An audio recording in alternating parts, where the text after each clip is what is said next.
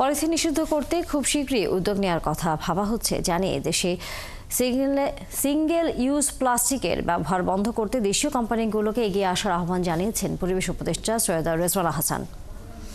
শনিবার সকালে ঢাকা বিশ্ববিদ্যালয়ের সিনেটে এক সেমিনারে এসব কথা বলেন তিনি। এসব উপদেষ্টা সব বিশ্ববিদ্যালয়ের সিঙ্গেল ইউজ প্লাস্টিক ব্যবহার বন্ধ করার কর্মসূচি নেওয়ারও আহ্বান জানান।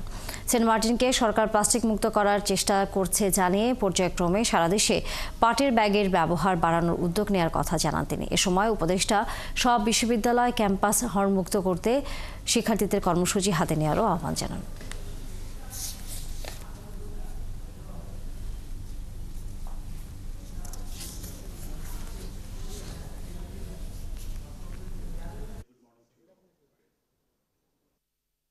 প্রোগ্রাম স্পন্সর করে তাদের দায়িত্ব সীমাবদ্ধ রাখবে না।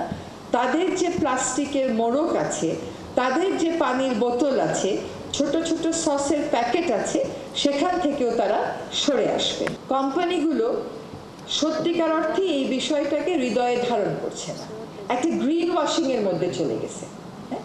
আমরা চকবাজারে দুইবার অভিযান চালিয়েছি, দুইবারই আমাদেরকে রীতিমতন সংঘর্ষের মুখে পড়তে হয়েছে।